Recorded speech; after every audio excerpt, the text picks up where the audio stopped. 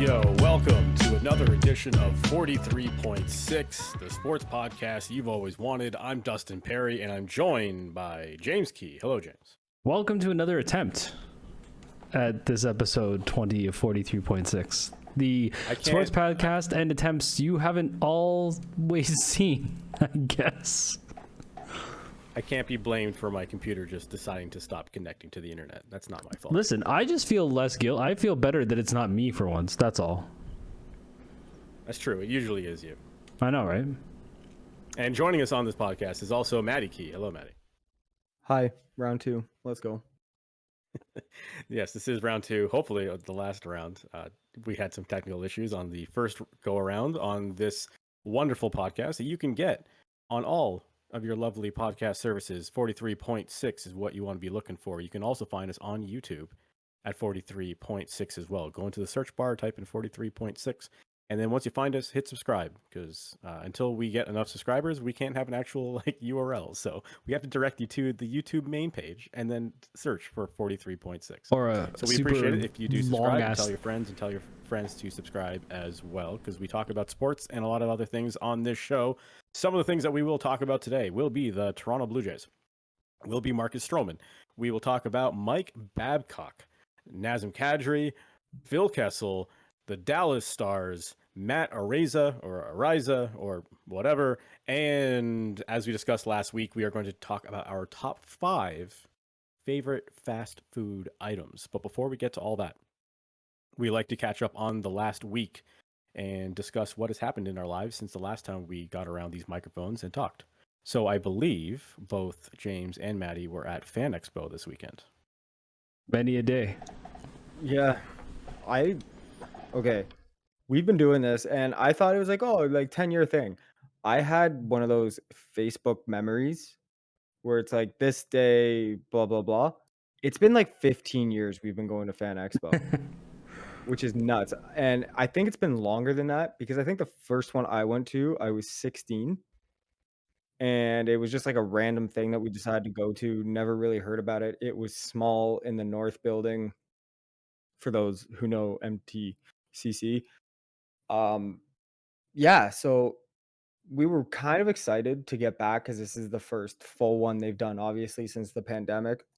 And I'm gonna be honest, man, I may never go to another Saturday Fan Expo again. Like, I'll do the Thursday and the Friday and maybe the Sunday if there's shit like I want to haggle with, because everyone knows those guys don't. The less they have to carry back, the better. So you can haggle and say, yo, do 2 for, buy one, get one 50% off, or buy one, get one free for some shit. Or if a statue is like 500, you can say, do it for like 400 and they'll do it. But man, Saturday was a gong show. Yeah, it was pretty messy, man. It was like, it was probably top 2, I would say top 2 most congested I've ever felt there. Like, it was pretty busy that one year where they were like, we fucked with the fire code. And they got fined. Yeah, and but I think it was a different company at the time. They just like, stupid decisions of planning. Yeah, I just think they get to a point where they're like, this is how we're going to do it, but they don't think about all the repercussions. Like, the way to get in, if you didn't have your ticket delivered and you had to pick it up, or you bought it, was the most ridiculous way to get into an event I've ever seen in my life. So you have to go to the ticket booth. You either show them that you bought a ticket and scan your QR code to receive your badge, or you buy your badge, right? Then you get your badge. Then you have to go up a mini ramp and scan another QR code, which then takes you to a website where you register your badge and activate it. Once the badge is activated, you then go up to the front and scan your badge in to get in, and you have to scan your badge out to leave so that you can come back in, because like for in-out privileges. But like, nobody there really knows what's going on, and everyone's giving you kind of like different levels of information. And because there's 14 different QR codes that you have to use, like the one on my phone, the one I have to scan, the one I have to activate, like, if someone goes, there are more QR codes to scan up here, that means fuck all to me, because you have 4 QR codes that I have to deal with. So it was just confusing to get in at times. But it was still cool, man. Like it was still. I mean, I'm a different person now than I was 14 years ago. Like you referenced, like I don't have like all my purchases are triple guessed. Like I don't sit there and go, yeah, I'm buying this. Yeah, I'm buying this. I'm like, yeah, should I? And I walk away for literally a day, maybe two before I just. Sorry? Now, like they're like shared experiences because like that's even one thing I noticed about your buying mentality this year. It was more about things that you're into with your daughter. Yeah. So like before we would buy artwork being like, I like this, I want it. And then now it's you're buying artwork because you're like, I like it, but my daughter also likes it. Yeah. And we can put it in her room or put it up somewhere and have like a shared memory because Yeah. she came with us this year, right? So I just was totally irresponsible knowing that I'm going to be having a kid in 5 months. And I spent like $1,000 on swords, like samurai swords. Like, dude, these things. Hold The guy on. was doing a display of how they, and he was taking cardboard, and he's just like, Slicing through it. like just slicing through cardboard like it's nobody's business. Like human flesh, bone, this thing would absolutely go through. And I always wonder how eviscerate. these. So yeah, how these people can get in and sell these in things like the guy had like switchblades and extendos. Like, there's no way that you just waltz into a building with like 200,000 people with legitimate weapons and are like, weapons, yeah, weapons.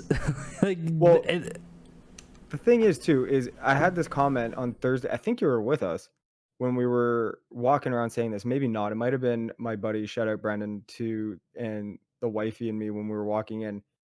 With that many people over the weekend, statistics would show at least one of those people have murdered somebody in their life. right, or at least is And attempted to or thought about or it because seriously. or maimed somebody like pretty severely. And sorry, excuse me. And you're selling weapons there.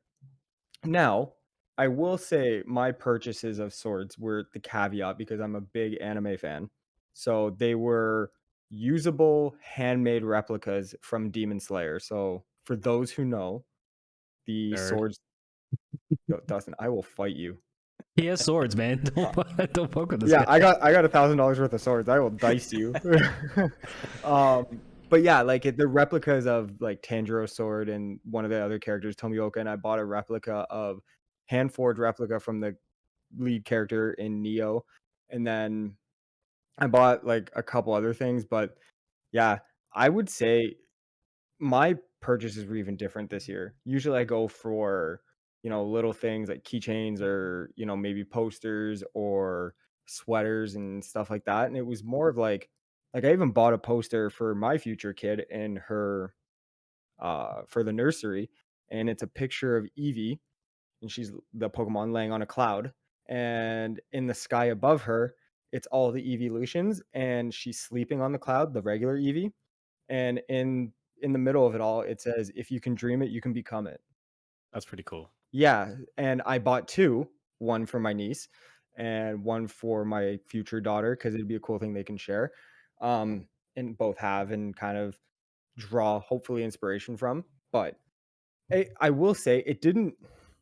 I still love Fan Expo. I still love the atmosphere. I still love walking around, seeing all the artists, especially like at Artist Alley and stuff like that.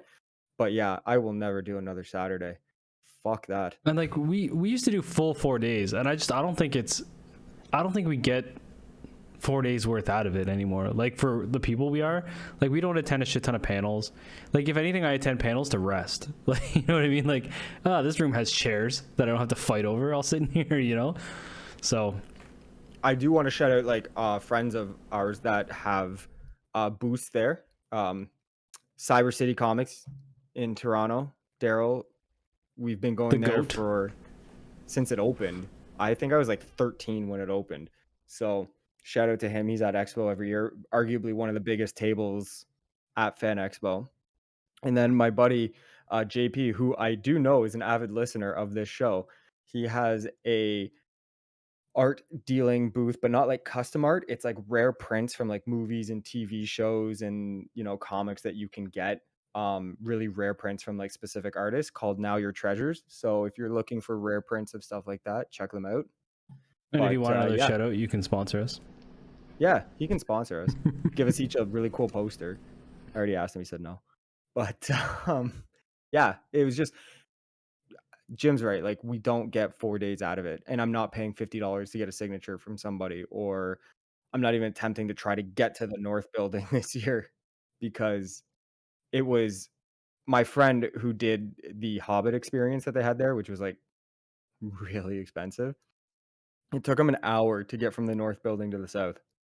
Just walking across a bridge, literally going up an escalator. Well, it's more than a bridge. It's No. like you have to go up an escalator, go across the bridge, go down an escalator, and down another escalator, and then down another escalator. It's a whole thing in the convention center. Have you been Yeah, to but Fan that's- It's a Expo? number of escalators. Yeah, Have but you it's been to all Fan 5 Expo? minutes. Have you been before? No, but I've been to the auto show at North and South Convention Yeah. Center. Like I know the route to get to both buildings. Yeah, it shouldn't take an hour. No, it definitely should not take an hour, but like I can understand if there's that many people there. Yeah, So speaking of friends at booths, did you guys run into Kingdom? I did. Jim did. I just in passing. I didn't. I told him I would make it to his birth. I'm gonna make it to your birth, buddy. Don't worry. When you're born, I'll be there. No, I told him I was gonna make it to his booth. I didn't really get a chance to. It's kind of hard with the kid to kind of go where you want to go, which is why I went on Saturday solo. And she came with me Thursday and Sunday. But I ran into him in passing, just in traffic, and I gave the man a big hug, because he is like a teddy bear. But it's good to see that he's still there kicking it. I saw some of the boys taking photos, and they were there. Gabriel Fuerza was there. So when you said Perdón. the boys, I thought you meant the cast of the No, boys. they were who there, was though. Actually, there. They were Yeah, there. they were there. Well, I know that's why when you said the boys, I'm like, okay. So. But yeah, it was cool. But so many other things were going on down at the time that the whole area was just like super congested. The Jays were going on at the time, kind of. So I was on Saturday. I went to the X, Yeah. and I was in the same boat you guys were in, where it was Fan Expo where you guys were. I was at the X down the street. Plus the Blue Jays were playing. Plus there was a Kind concert of. at the ACC. I think it was like 21 Pilots or something. So Saturday was a mess. Oh, plus there's like some trucker convoy too. Just Yeah. to, We walked Don't get me right through fucking it. started on that. They blocked like our walking and driving exit getting out of York and Bremner because that's where we park. We park at Real Sports usually because it's a little away from the convention center, like a 3-minute walk. So you avoid the exiting of the actual convention center parking, and you can just go right down Lakeshore and then DVP. You're golden. They fucking blocked that shit off with their stupid ass fucking concert that didn't make no sense because they're like, stop the lockdown. We're like, what fucking lockdown? Do you not see Fan Expo right now? Do you not see the J There's game? literally hundreds of thousands of people Thousands of people. walking by them, and yeah, it's There's just no mask. Like, Yeah. there's nothing to complain about anymore, guys. It's over. Like, Yeah. you Fucking missed it. pigeons. dude, it's the end Yeah. of Ferris Bueller. It's over. Go home. Go, yeah. You But know? it's speaking of that Jays thing, and I Yeah. don't know if we'll get into this now. No, or share this now. Okay. Bruh. The lineup for people for the Jays game was from the Sky Dome all the way down around up York And why? and down because I'm gonna people wanted a fucking bomber jacket. I'm gonna share the Dude, picture right now. I had friends in that line. So, okay. I think Jim has a picture too. Yeah, we it's took a up right now, picture. I yeah. think he's got a picture of it. I got a message in the group chat at like, I want to say 8 a.m. And they're like, yo, I'm here. And I'm just like, what the fuck are we talking about? Like, where are people today? And they're like, okay, cool, I'll be there in an hour or something. And I'm like, what are we talking about? And then I realized, oh yeah, it's the Blue Jays game, and there's a giveaway for a 92 bomber jacket, and people were there from 8 in the morning for the 3 o'clock game. Mm-hmm. Mm-hmm. We Now saw listen. them. They lined up in front of us. They were there. Like they were walked in front of us. The picture up you can see is the picture my brother took of just this like mass of people waiting for a jacket.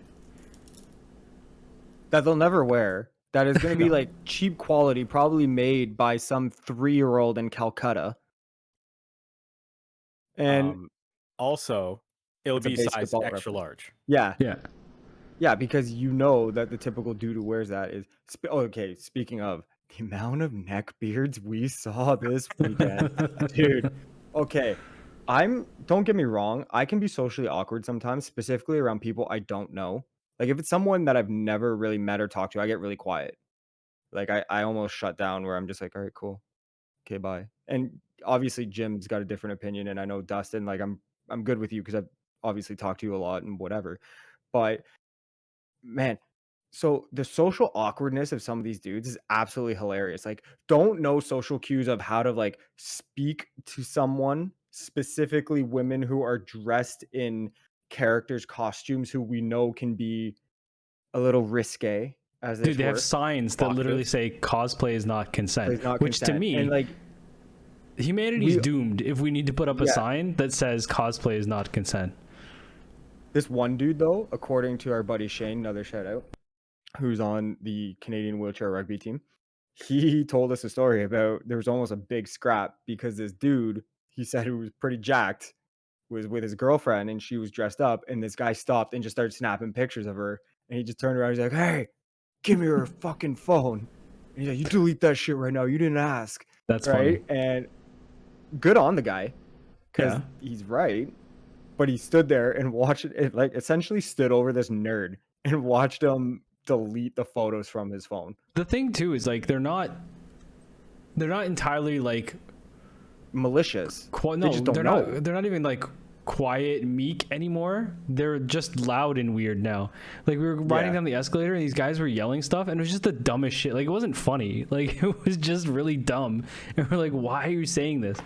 Like nobody's responding to anything you're saying, and you're just shouting. You're just being. It's not like it's not even obnoxious. It's just irrelevant. Like what are you doing in this Like, crowd it's not of even people? situation. It's strictly attention grabbing. Like you want people to see you. You're not doing something comedic, or Yeah. you're not doing it for the moment to kind of, hey, this is relevant, or everyone will think this is funny. You're like, hey, I want everyone to notice me. I'm in my element. Pay attention to me. And it's, But I'm not we gonna were lie. joking. We were joking about this lineup in this picture. It's still up.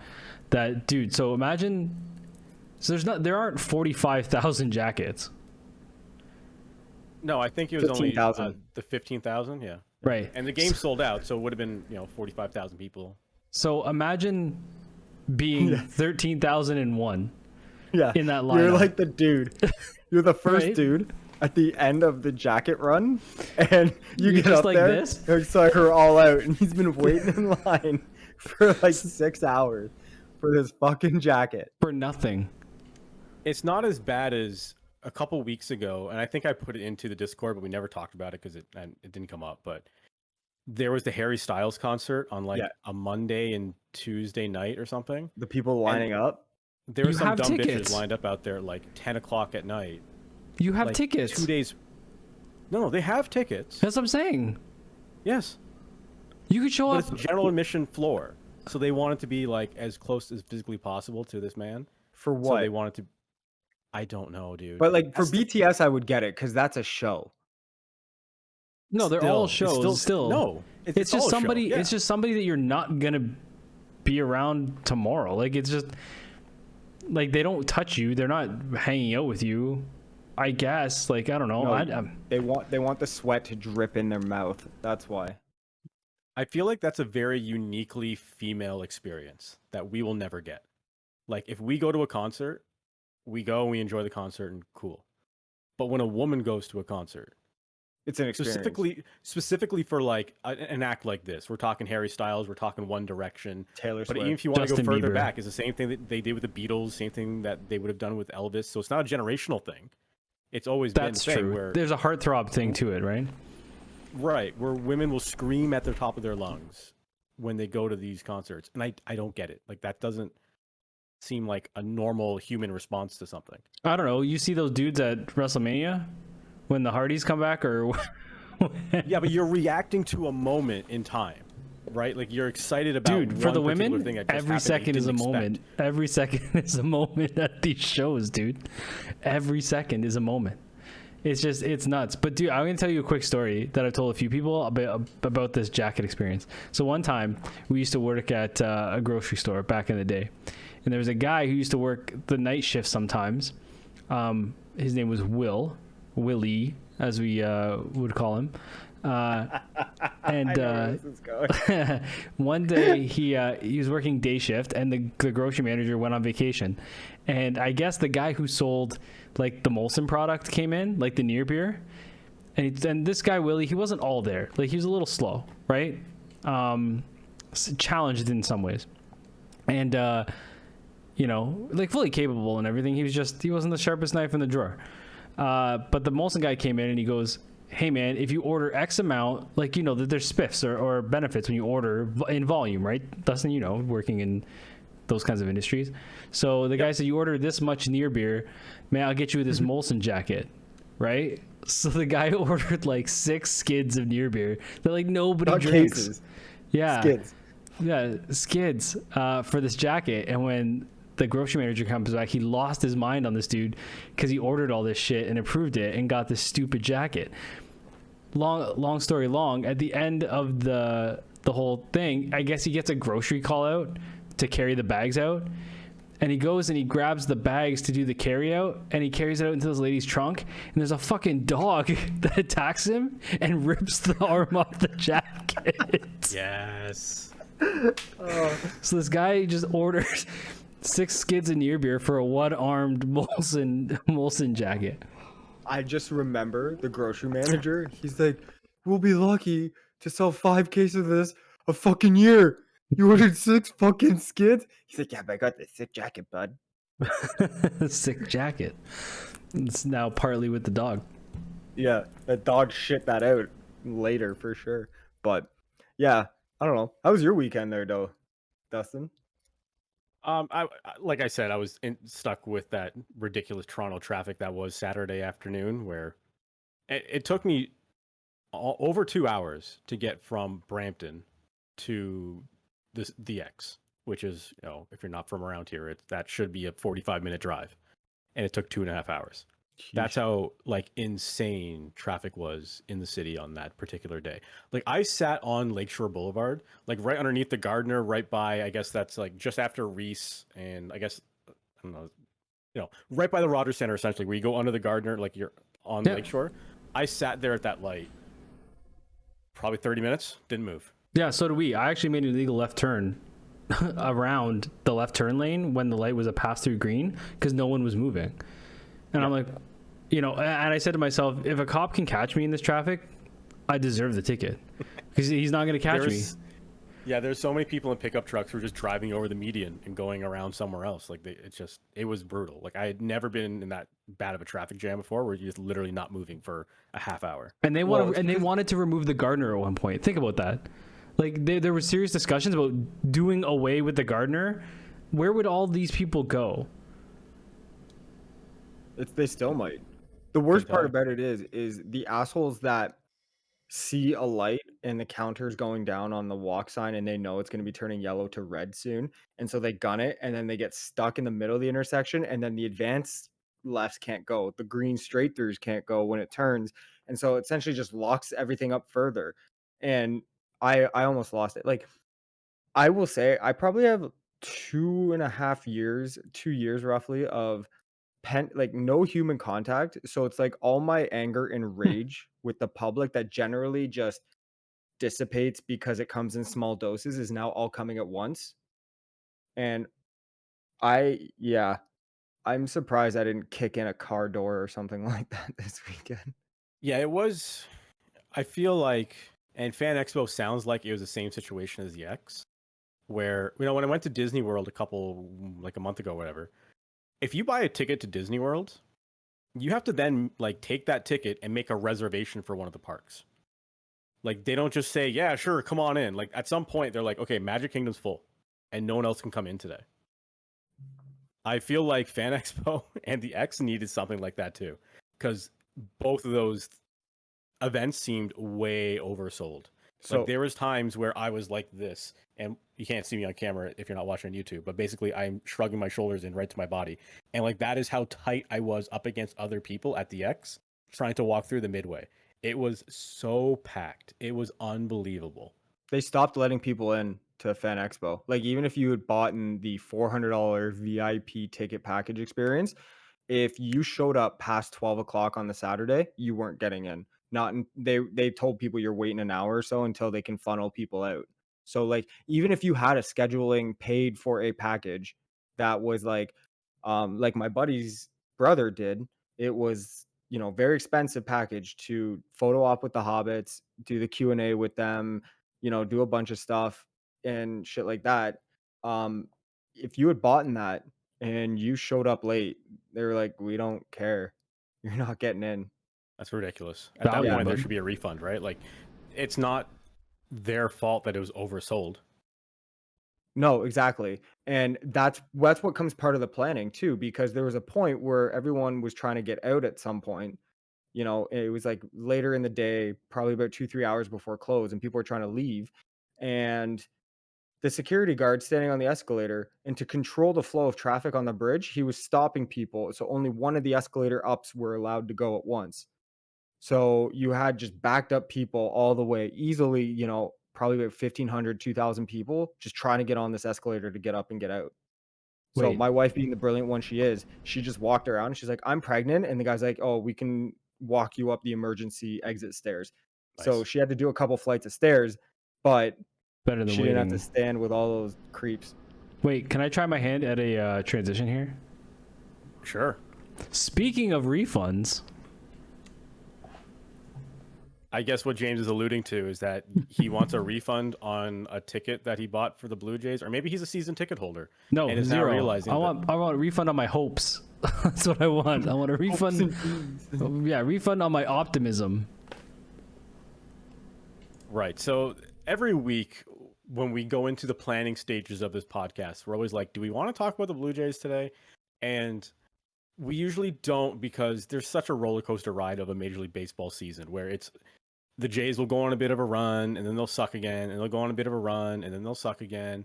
And then, like, even today, right now, the Blue Jays are third in their division. They're 10 games over 500. Like, if you look at the wild card, like, they're still right there. They're in the last wild card spot.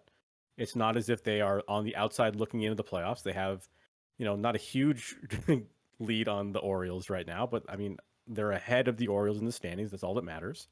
And they play the Orioles with the last series in the year. And yeah, that's a little concerning that they're going to play the Orioles in the last series of the year, because they haven't had a whole lot of success against Baltimore recently. And I guess the reason why we wanted to talk about them today, just because of the abysmal performance against the Angels this weekend. They had a bunch of momentum going in. They had won 3 of 4 against the Yankees, and then swept the Red Sox. So 3 of 4 against the Yankees. So they were in 6 New of York. 7. They were 6 of 7 against Boston and the Yankees. Right. So 3 of 4 against the Yankees in New York, and then went to Boston, and then swept Boston in Boston. And which isn't like that big of a deal anymore, because the Red Sox are dog shit this year. But then they come home against the Angels, and you're thinking, okay, well, the Angels are horrendous. They were like 20 games below 500 when that series started. And they got shut out 12-0 on the Friday. And they got shut out again 2-0 the next day. And then they lost again on Sunday 8-3. The Jays were outscored 22-3 over the course of 3 games against one of the worst teams in the American League. A team that's bajillion games under 500. Like, well, I was driving a little closer now. They went after 3 wins against the Blue Jays. I was driving home from Fan Expo on Sunday, listening to the post-game show with Jeff Blair, and that guy pulls no punches, and I mad respect for Jeff Blair. He's just like, he said off the top of the show, he goes, "What a sorry ass performance by this team," and that's what it was. Like, there were guys that, and I didn't watch the game. I watched the highlights and I listened to kind of everyone's commentary, and I got to agree with Blair. You can kind of forgive the Ohtani game because Ohtani pitched the gem, and Ohtani is Shohei. He's one of the enigmas and best players in the game. Okay, you can forgive that. You could make the argument that the late arrival the Jays had on Friday had a part to play in them not being ready for the game. You could make the argument. Still good teams. That's kind of unacceptable. And it was also Heisenberg pitching that day. Right. Who the fuck pitched who pitched yesterday? Who pitched yesterday for the Angels? No idea. Nobody knows. Ralph Wiggum. The Angels don't know who pitched yesterday for the Angels. I've heard Teoscar Hernandez was horrendous. Yeah, so there was that one play where he could have broken up not even broken up, like he could have easily made it to second base, but like he assumed the ground ball was going to first, so he was kind of just jogging out to second base. But then they realized like he's not even close to making it second base. They just went and threw it to second and got him out too. It was just like what the like if he just even remotely tried to run to that base, he would have been safe and it would have scored a run too because there's a runner on third at the time. It was little things like that where the effort didn't seem like it was there. And that's what Kevin that's Barker was saying. Yes, that's what Kevin Barker was saying. Good teams run the bases harder. They throw the balls hard. Like they make catches. And these are things the Jays just didn't do. And I think it goes back to they need a veteran manager. And people can say that managers do little in baseball. I don't necessarily agree with that. I think managers set the tone, accountability, and mindset. And I don't think this team has the mindset to win. I don't think they're winners yet. No, I totally agree with you, and I don't know if it's just the manager. I think you're on the right track. I think that's definitely something that may be needed, but I think it's also veteran leadership in the clubhouse too. Like Matt Chapman can't do it himself. And how many of those guys do you envision after Sunday? Sorry to cut you off, but how many of those guys do you envision tipping the catering tables over and being like, "What the fuck is wrong?" I don't see George Springer doing that. Like I can't in my head. I don't see Gurriel. I don't see Chapman. I don't see Bichette. I don't see any of those guys being maybe Manoah, but it can't be just him. Well, I don't even think it could be necessarily a pitcher either, right? With what, like, he could go out there and say, and you probably don't want to do this thing. I'm doing my job. What are you guys doing? And kind of, and I saw a behind the scenes clip the other day from soccer. I can't remember when it was or when he played, but it was Ronaldo, and he was just essentially ripping at everyone saying, "I'm playing like shit. We're all playing like shit. We got to get our shit together." Like they don't have a guy in the room to do that. Like you said, a guy to take the bat and just start cranking on shit in the clubhouse because he's pissed off. Like no one's angry. Like I don't see any of these players angry. And it's not necessarily a guy that's going to go out there and you know um even to say like a veteran leadership, just show some emotions, show that you're pissed off about the situation. And none of them seem, they're just like, like, post game, let's dump the keg on people and things like that. Like, fuck off, man. Like, when you become a team that consistently wins like 95 plus 100 plus games a year, go ahead, pull that shit. But you have to earn the right to be able to the hijinks that they want to pull and display themselves as being, a top tier team, and they haven't. Yeah, and the amount of times in professional baseball where you need to run hard is like maybe once a game. Like if you go 1 for 3 and maybe like that one was a single into the gap and you don't have to run hard there. Like we're talking about the one time that you made contact and it was a ground ball. Like realistically, we're asking you to run hard one time in 3 hours. Can you just do that? Like 90 feet. 90 feet. And can you sprint 90 feet for me, sir? That's it. And the thing is, when I look at it now, and I was kind of bummed the Jays didn't do anything at the trade deadline of significance. When you look at the names and the guys that were moved, none of those guys are really like. At the time, I thought Juan Soto left bat, young control. I don't think he makes this team better. Looking at the gap in leadership, I don't. I understand that the team needs a left-hand bat to, and we got Bradley Zimmer back. I understand this team needs a left-hand bat, but Zimmer will run hard at least. He won't hit the ball, but he'll run hard. But there's true. What they really needed was just like they needed a vet, like a Joey Votto would have been good.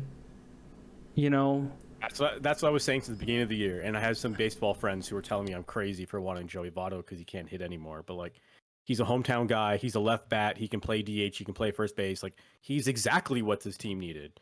But who knows how that discussion went with the Reds? And I know there's a chance that he may not have wanted to move. He may just want to retire there and whatever. But I think Votto is a perfect guy for this team. Yeah, but it's just Sorry. maybe Atkins and Shapiro, sorry. Maybe they kind of saw this and they were like, why are we going to go out of our way and sacrifice futures if we don't see the future of this team right now as currently constituted, right? Like Or if maybe they they, were like, our changes are going to be in the offseason with some of you guys and not our prospects.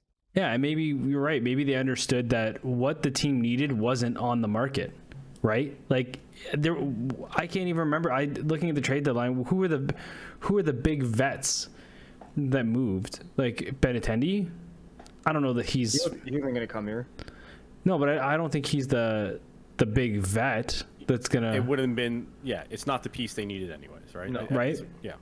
So I don't, this is like in hockey when you go out and get like the Ron Francis, or when this is the type of thing that the Jays needed to do. They needed that gritty, grizzled vet who either this is their last chance or has been there before, and they don't have that guy, and that guy didn't seem to be available. A guy that they badly need is a guy that they're going to be playing this week, and his name is Marcus Stroman. Now listen, as you can hear, Maddie's like hitting his microphone as I made that transition. We're talking about a guy who would have said something, right? I don't think there's any there can't be disagreement that Marcus Stroman would not have put up with this. Hold on. He would not have put up with this. Would they have listened to him? I don't know. And coming from him, like, I feel like in a lot of ways he might have been tuned out by a lot of people because Stroman had a habit of running his mouth a lot. Has a habit of running his mouth a lot. But to be honest with you, I would much rather have Marcus Stroman on my team than not, because Marcus Stroman is a competitor. Marcus Stroman's not going to be the type of guy who is like half-assing it out there. He's going to come to compete every day. And so much so that we saw it in the playoffs when he played for the Jays in that playoff run in 2015, 2016, whatever year that was.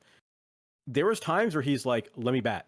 If we need a bat, I can go up there and bat. If you need a pinch runner, I'll go in and pinch run. Like, he wanted to do everything he could to help the team win with whatever he brought to the table. He's actually a pretty good hitter for a pitcher, which is, I mean, not a thing anymore now that DH is universal, but Marcus Stroman was a guy who would fight for his team and fight to win. Now, more often than not, he would like say something stupid and people like get on him about it, but I think unfairly so, because I feel like if there was another pitcher that did it, if he was like a more popular pitcher, the heat wouldn't be there. That's not true. Look at Trevor Bauer.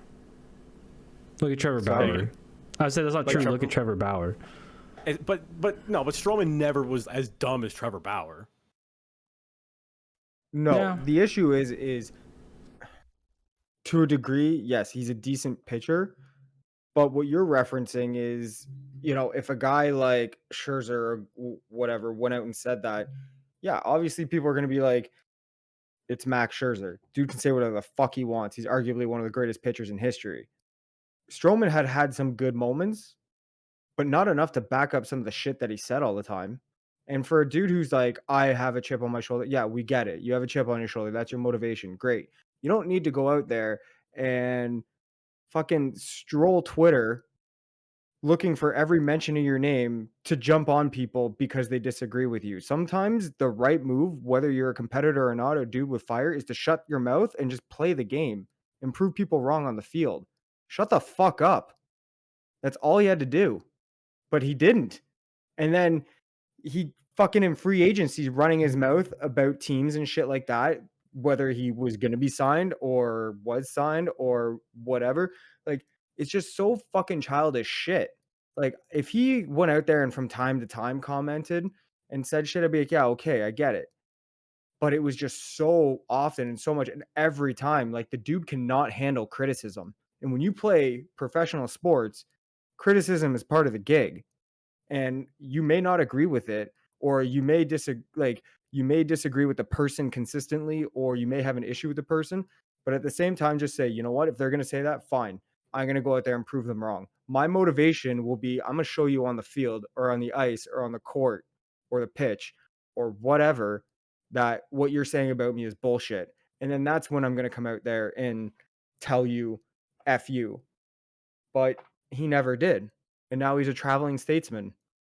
The one thing I will say is that if they had the inclination to bring him back, this would have been the time, because this is a new team. So he doesn't have. I don't think there's anybody on here that he would have had any sort of. Maybe Pete Walker.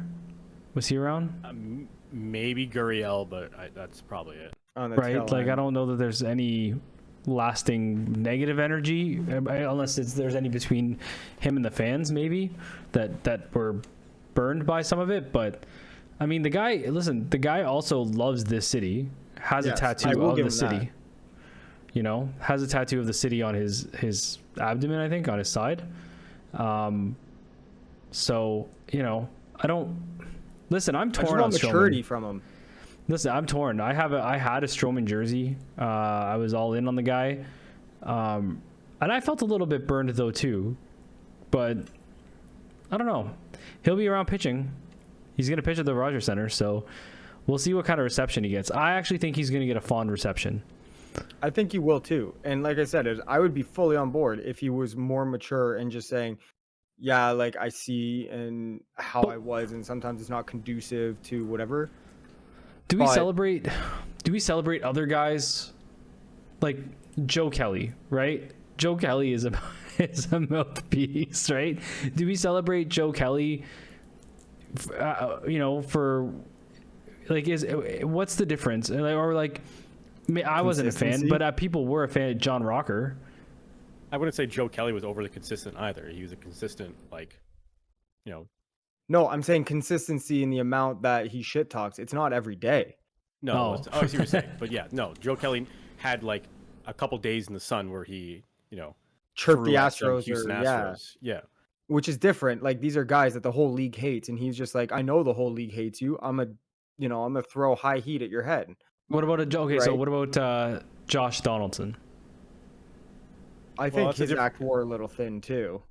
Yeah, that's a little different situation as well because of the whole, alleged racist comments too, right? Yeah. True. Tim Anderson. So But with Stroman, I think, like I said, is if he didn't run his mouth as much, not as big of an issue. It's just the fact that it was so much and so often. And as Dustin had said earlier, I think guys just get sick of it on the team and they're like, just shut up, man. And that's why they would tune him out. Yeah. And they would probably just be like, we don't want to hear your shit and get asked about it after. I think the other piece too is you like when you think about it and putting like those guys against like Joe Kelly or whatever against Stroman. A lot of that stuff, there's whether it was right or not, there's some level of justification. Sometimes Stroman stuff came out of nowhere. Like he would just say shit and you're like, what are you angry about? Like nobody's talking about you, dude. Like it's okay. Just chill. And I just always thought of him as this guy that had this so much potential that just never got to where he could have been. And I know he battled a lot of injury early on, but I don't know. I kind of liked him here, and I think I would have been open to a return, but yeah, I would have liked to see him tone down the volume a bit. well, someone else that, originally was in Toronto and then everyone loved him. And then by the end of it, everyone hated him, has called it a career. And that is Mike Babcock. For coaching. Oh, yes. I don't imagine Mike Babcock is going to be calling it a career in his playing days. I think those are long over. No, as I well, just but- meant like maybe front office position, assistant, or Sure. special advisor or something like Go that. back to the media. Yeah. Yeah. So, yeah, I'm sure there's plenty of openings for Mike Babcock, but it sounds as though he is calling it a career in terms of coaching. And I think he'll always be best known as his time as the head coach of the Detroit Red Wings. And I mean, he won a Stanley Cup there, and he was also the head coach of Team Canada when they won the Olympic gold medal in Vancouver in 2010, which is crazy to think about. That was 12 years ago. And then Sochi 4 years later. Did he win Yeah, a I guess cup? he won the second one there too. Did he win a cup with the Ducks too? No, cup final. Right. Yeah, Stanley Cup final, they lost to the Devils the first year he was there. And then, of course, as we know locally, he was then brought in to be the head coach of the Toronto Maple Leafs. And, I mean, not a great start. And he kind of fell into that trap of Maple Leafs head coaches where you lose in the first round. And eventually, I guess, even as someone. So at that point, when Mike Babcock was brought in with the Olympic gold medals, with the Stanley Cup, and everyone talked about this Detroit Red Wings team like they were the blueprint of how to play hockey. Like everyone was like, Mike Babcock is like the greatest coach in the world, and the Maple Leafs just made the biggest offseason signing by bringing in Mike Babcock. And then, first round exit against Washington, first round exit against Boston, first round exit against Boston, and then he was let go the next season after starting 2-9. What? I know there's been a lot of criticism to Mike Babcock as well. I guess we can put it that way. Apparently, he didn't get along with Mitch Marner very well, and there were some, interesting coaching decisions made there. We can't forget the whole situation with Jason Spezza, who signed a 1-year deal to play in his hometown team, and they got benched the first game of the season when all his family was in the crowd. It's stuff like that those are things that I remember of Mike Babcock, but I feel like I'm dismissing his whole resume. Like, how good of a coach was Mike Babcock? I don't know that. Look at the teams Mike Babcock coached. Yeah, if you coach a team with Nick Lidstrom, you're going to be a good coach. You know what I mean? I think that's fair. Like that Pavel team, Datsyuk, Nick Lidstrom, Johan Franzen, Henrik Zetterberg. Like those teams were Aaron Hossa. Yeah, those teams were good teams. And if you talk to a lot of the players on those teams, they didn't like Mike Babcock. Johan Franzen hates Mike Babcock. And he had career years there under Mike. Hates him. The guy benched Mike Modano before his 1,000th game or 1,000th point or whatever? So. Okay, those things are inexcusable. But is that a good thing, though, that you're not necessarily like best friends with your head coach? Like you need someone to motivate you. Zetterberg did say, as much as he and Babcock butted heads, he was the coach they needed. Right? I mean, it's exactly what we're talking about with the Blue Jays right now, is it not? No, because I think the game passed Mike by, or at least how the people in the game evolved. I don't think the players are of the same ilk that they were in the mid-2000s Detroit. I don't think the players are of the same ilk as those Ducks teams. I don't think they're carved the same, from a mental and emotional standpoint. And I know that sounds kind of like pussyish, but it's true. I don't, you look at Mike Commodore hates Mike Babcock as well. There's at some level you have to respect your coach, but doing things like benching Jason Spezza on opening night and doing things like Mike Modano benching, who's like the greatest American player not named Austin Matthews of all time yet. Yeah, I think that's a topic for another day. I think you're right, though. I think Matthews is on a pace to become the greatest American-born hockey player of all time. Like, I don't know who's number one right now, if that's Mike Modano, if that's Brett Hull, or whatever. But anyways, go on. Well, Brett Hull was born in Canada, but that's okay. Brett Hull representing the United States internationally. That's why I put his name in the list. The Modano thing, I think, hurt a lot of people and lost a lot for him, especially in a player's world. I think you look at what coaches went out of their way to do for Keith Yandel, what coaches went out of their way to do for Phil Kessel. And look at the coach in Dallas last year, who that rookie, I forget, like, who was the coach? He's coaching Winnipeg now, right? No, I thought it was what's his name? He wasn't a rookie coach, but I forget what his name is. But everyone's looking it up. The guy got call up, and then the kid sold a bunch of tickets for his family, and then he pulled him out of the lineup just before the game. Like, that's the kind of stuff that the other players in the room, like, they see that, obviously, and they get that, and they empathize with the player. They're not going to empathize with the coach. Like, no player in that room was like, good on Mike Babcock for sitting Mike Modano 1 game shy of 1,000 or whatever it was. Or Spezza on his homecoming with his home team playing against his original team. Like, maybe 20 years ago, you play tough and be like, I'm the boss. Nah, buddy. Nah. Those guys make triple what you make. You're not the boss. You're not. And in these day and age, your ass is first to go before anyone gets traded.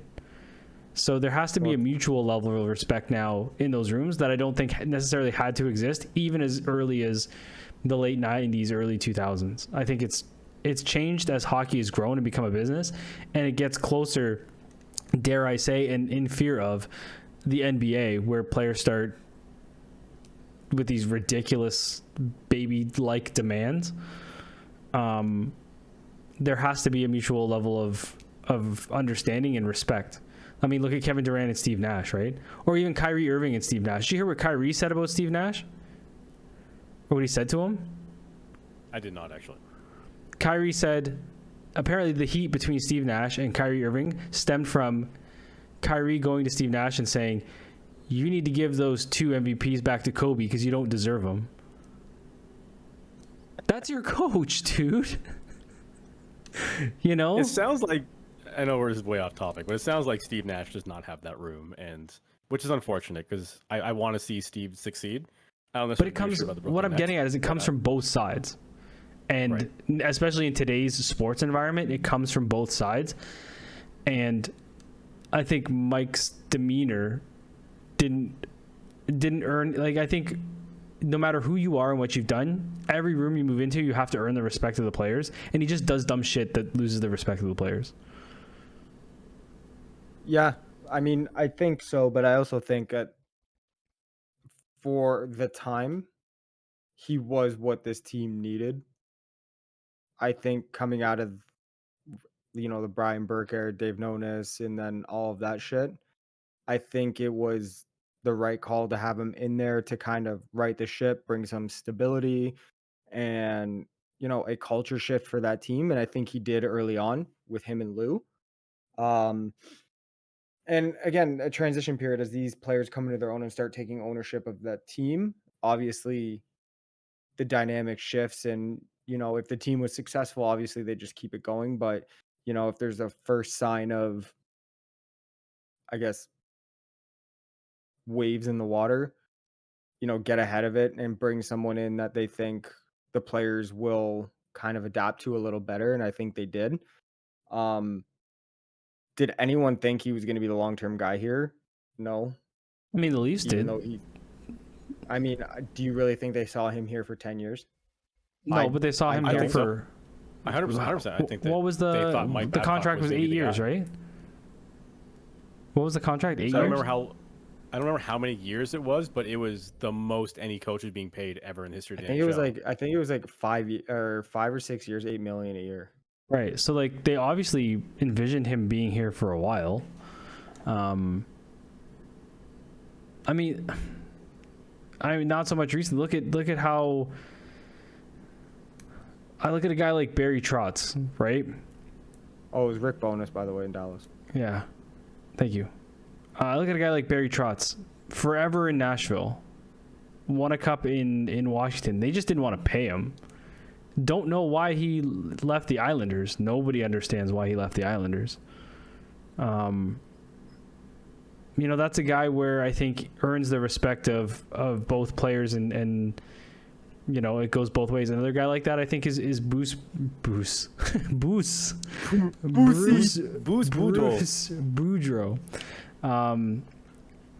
Just a guy that was able to jump in there and turn the team around, and for all intents and purposes, the team seems to dig him. I think those are today's type coaches. I don't know. I don't think Babcock is cut for the way the game has evolved in the dressing room. Probably not. Yeah, I can believe that. And one of the guys Mike Babcock coached during his time during the Toronto Maple Leafs was Nazem Kadri. And man, how can you not love this guy? I know there is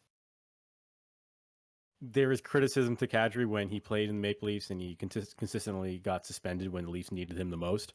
But what he's done since leaving the Maple Leafs, winning a Stanley Cup with the Avalanche, and now signing a new deal with the Calgary Flames for very long term. And the story here was him returning to London, Ontario, and going to a mosque to, celebrate the Stanley Cup victory. And just what that does for a generation of people who would grow up not knowing if they were ever allowed to play hockey, for him to bring the Stanley Cup there and to prove that you can do this if you want to. That's a pretty cool thing to do. And I kind of wish he was a Maple Leaf when he did it. And I still think to this day, the Maple Leafs are looking for a new Nazem Kadri.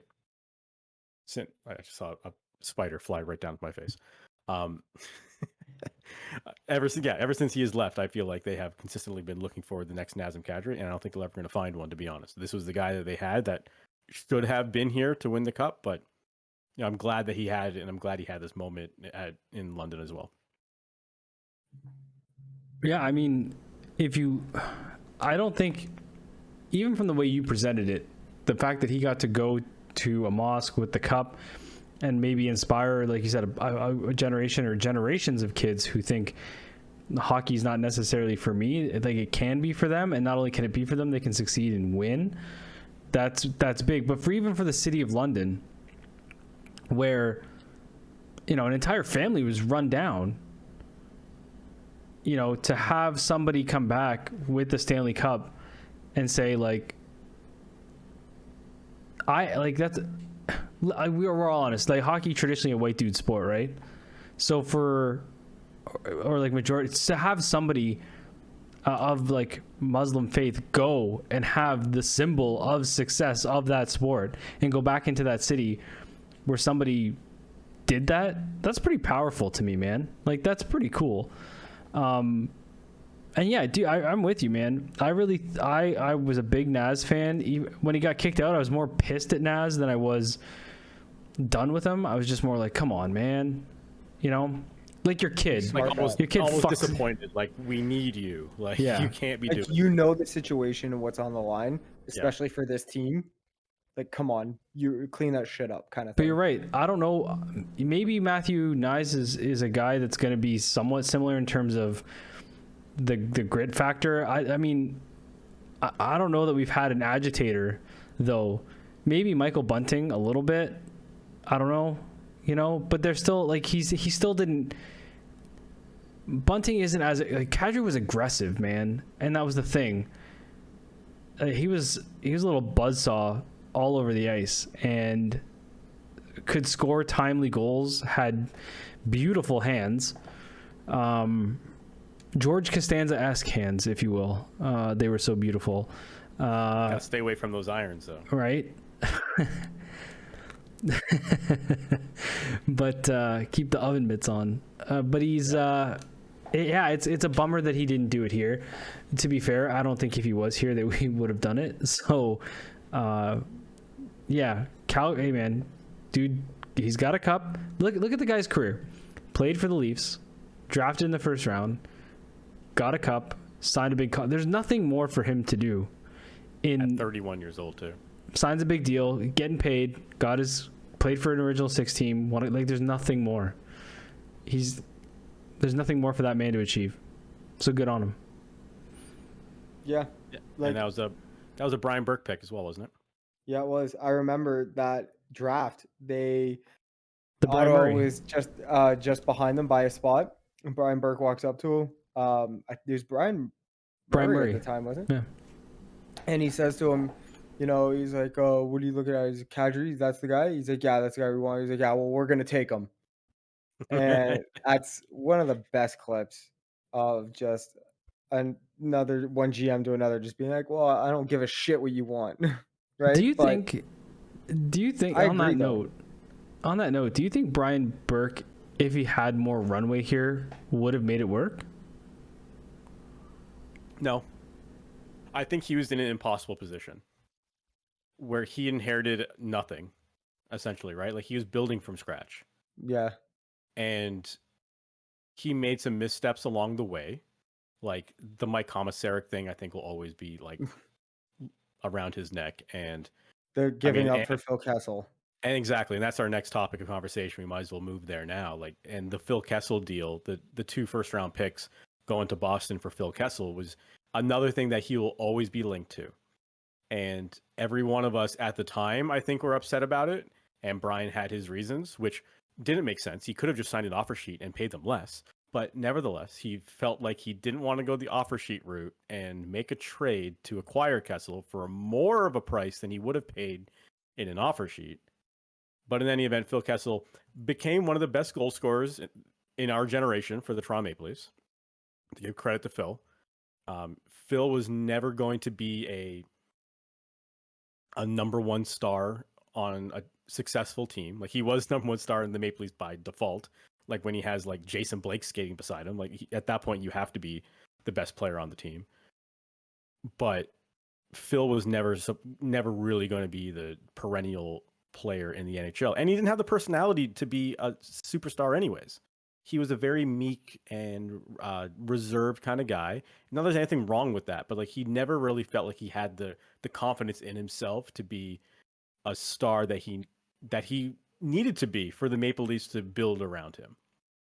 And Kessel then bounced around the league. He went to Pittsburgh, won a couple cups. Like, Phil Kessel had a very successful NHL career, but I think in that world, in the Maple Leafs, in Brian Burke's Maple Leafs, where the cornerstones were Phil and it was all the Americans that he was bringing in, it just wasn't working there in that context. But when you move Phil out as a complementary piece to Sidney Crosby and to Evgeny Malkin, like, all of a sudden he's playing exactly the type of role that you'd want him to play. And the reason why we're talking about him today is because he finally signed a new contract that he is going to play this year. There was some speculation that he might not play at all. Like, he's 34 years old now, and it, the clock was ticking and no one had signed him yet. But he did sign a $1.5 million deal with the Vegas Golden Knights. And honestly, it's not a bad fit for him. And if this is it for him and this is his one last year, I think this is a good spot. Yeah, like, I think the one thing that was always talked about as Kessel, and the issue was not so much with him, it was how they cast him. And I think that was the Exactly. consensus around the team and, media and the league and things like that was, if Kessel is your secondary guy, you're in a very good position. That's exactly what you would want him to be. He's not your face of the team, face of a franchise, or your top player that you throw out in front of the camera after a tough loss, or the guy that essentially would be the first one you hand the cup to. Do you know what I mean? That he was the best kind of tertiary, or not tertiary, the best complementary piece to a team that you would have. Which we saw in Pittsburgh. That first cup run, he was borderline consummate material. That they, well, not the first one, but their second one, the first one with him, he was arguably consummate. Dude was putting up points like nobody's business for those What's first couple rounds. what's funny, if you look at those, so yeah, those rounds, like, he in the first year, 24 games, 22 points. The next year was 25 games, the playoffs, this is 23 points. Yeah, Those 2 seasons in Pittsburgh were like his only 2 seasons where he was a plus. Like, he's yeah. always played with like the Maple Leafs. He played for Arizona. He's a career minus 148. But again, that's the whole miscasting thing. If you see where he's been, when he's cast as the primary go-to player, yeah, he's going to be a minus. Really, he's just the best. You throw him on the half wall or open ice with guys that can get him the puck. He's great. Honestly, in Vegas, maybe the first shot power play option or second shot behind Jack Eichel. He's going to be, getting a lot of first, second power play minutes. I think it's great for Vegas. I'm just curious where Vegas gets all this money all the time. Well, I know where the money actually comes in, but to afford the team and the salary cap and how they fit it all in, that baffles me. Well, I mean, they're currently $8 million over the salary cap. So Yeah, they're at their 10% allowance over the cap in the offseason. So yeah.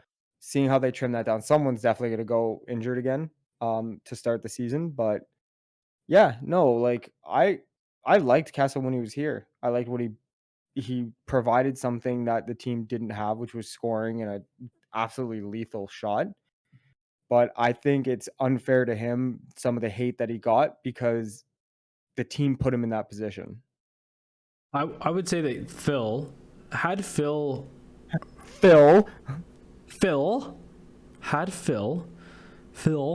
ever committed to the game the way some other players do, he could have been the best player in the world. but he's just not that kind of guy, right? Like you guys said, he's just not that kind of guy.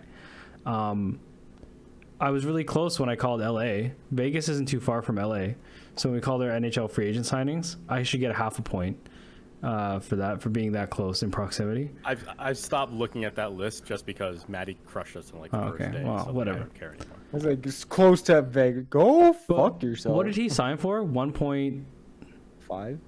Kessel's 5? 1 year, 1.5. When I look at and not to always bring it back to the Maple Leafs, but we are a Toronto podcast. When I look at the makeup of the Toronto Maple Leafs, he's what the second line needs. Right? Like, if they had signed him for that money, as a second, like, hey, a second line of Nylander, Kessel, and Tavares would be unreal. Instead, we have given Pierre Engvall $2.75 million or something. Something like that. Pierre Engvall is your hope for the second line right now. Because you know what he said, and I quote, "I believe I can score 20." He's aiming high. Yeah. Shoot for the stars, boys. I'm Shoot sorry, for the moon, I guess. Yeah, I'm sorry.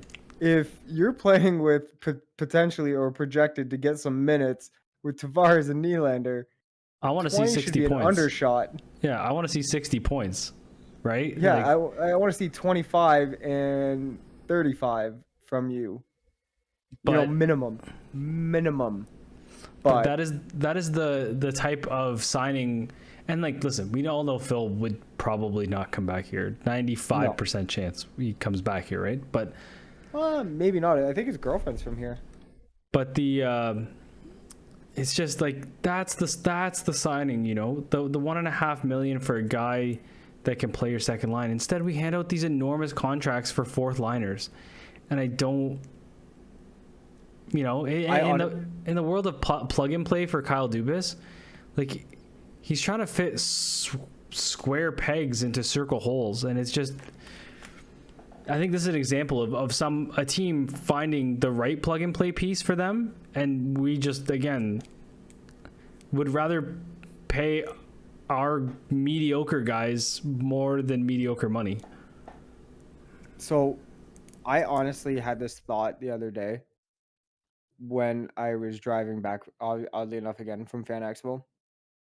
The signings like Pierre Engvall are going to be what sinks Kyle Dubas, in my honest opinion. People think they're these really suave, savant level signings, but I think overestimating these guys and giving them the money that he did, the guys like Engvall, Austin Matthews is worth every penny. You don't have a problem with that contract. I mean, you could argue Marner's worth every penny. You don't argue with that contract. The ones you worry about are the Tavares for the length and also the sheer dollars, and the fourth level, like you said, and tertiary signings of guys like Pierre Engvall. Getting any more than 1.2 million was stupid. Or, Justin Hall getting 2.5 million. Those are the signings that are going to sink this dude as the GM of this team. It's not going to be the big ticket ones. And leaving Sandin, but I get your point. And leaving Sandin out to dry because of it. Yeah. The only way I see Sandin working and why he hasn't signed an offer sheet or why he hasn't been dealt is they've said to him, like, we're going to get you done. We're going to sign you. We just have to move some money out. And he's probably like, okay. Or he wants a better position on the team. Like, I think Sandin probably wants to be a top 4 guy, and he's not going to be on this team the way it's currently made up, right? Stay healthy, play consistently, and you will be. Like, this is your first full season with this team. You can't demand that coming out of like your first entry level contract where you're barely healthy. I mean, as much as you may have confidence in your abilities and what you can do, I'm sorry, you it's not going to happen. I mean, optimal D pairings for this team is Riley Brody, Muzzin, Sandin, Gio Liljegren.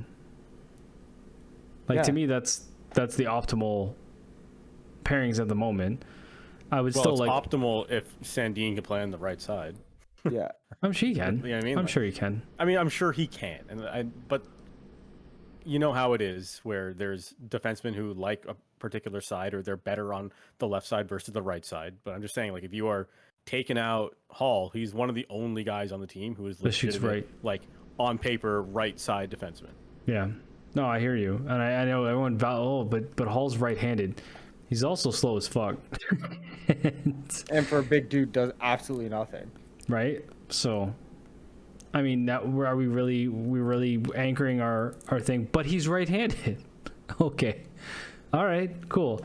Right. Like that's, to me, if you're an NHL defenseman and you can't play your offside, then you're not an NHL defenseman. I don't understand how, like, you should be good enough to play both sides. Like, your brain can't figure that out at a professional level. No, I understand.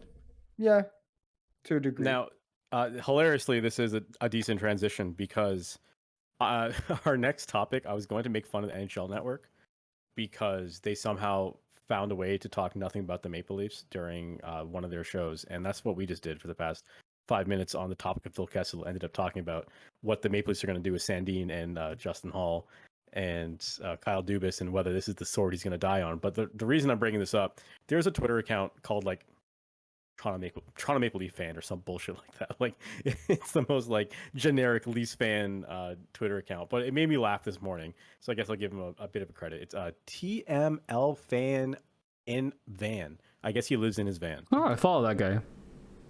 Okay. Well, this particular person retweeted It's a funny segment account from NHL Network. Yeah. Say it again. He's a funny guy. He's a good follow. Yeah. Okay. It made me laugh this morning. So they retweeted a segment from NHL Network where they spent an entire segment talking about what the Maple Leafs are going to do with Michael Bunting next season. And the comment they left on this tweet was, "What about the Dallas Stars?" And I want to pose that to you guys as well, because this is a great point where the NHL Network on this segment was so concerned about what the Maple Leafs are going to do with their cap situation with Michael Bunting. Whereas if you look at the Dallas Stars right now, who have plenty of cap space, but at the same time, Jason Robertson, no contract yet. And he's only the guy who scored 40-something goals for them last year. And then Jake Oettinger, who is their starting goaltender, as far as I understand. I can't see them using Scott Wedgwood as their starting goaltender next year. Currently, no contract. And the NHL season, at least preseason, starts less than a month from now. So we've been talking about Sandin and how the Leafs haven't gotten that done yet, whereas the Dallas Stars have yet to sign their number one goaltender and arguably their best offensive player, where Robertson scored 41 goals, 38 assists for 79 points in 74 games last year. They're fucked. Honestly, I don't know what they're doing. I mean, there were even rumors, and I mean, what are rumors? Especially in hockey. Well, yeah, in today's age of social media, somebody puts out an idea and it becomes a rumor, right? They were like that Jake Oettinger could get traded, and I'm like, what the fuck do you mean Jake Oettinger could get traded? The guy was nearly Vezina caliber for them last year, and he's like what, 22, and you want to trade this man? Like it. I don't know what's holding them up. I don't. Listen, and it's funny, like the league, the media surrounding the league loves to pick on the Leafs for their cap situation, loves to pick on the Leafs for their, but it's because it's a traffic driver, right? Like you said, the Vegas Golden Knights are in the exact same position, if not worse. If you look at much worse. If you look at the cap like crunch, the teams who are like most cap strapped, the Leafs aren't even in the top 5, I think. So. When you see things like this in Dallas, like you said, it would be the equivalent of Austin Matthews, and if we had a bona fide number one. Right, if the Leafs had a starting goaltender. That was an RFA, and they still weren't signed. But we haven't seen that yet, so I don't... And, like, Jason Robinson, like, he was runner up for Calder. I think he was like serious consideration for Calder behind Kaprizov. So it's not like the guy is again young, no slouch. These are your faces of the franchise potentially for the next decade, and you're just sitting on on these guys. They're both 23 years old. Yeah, and the Stars still have like $10.5 million in cap space with that's what he was saying. Signed.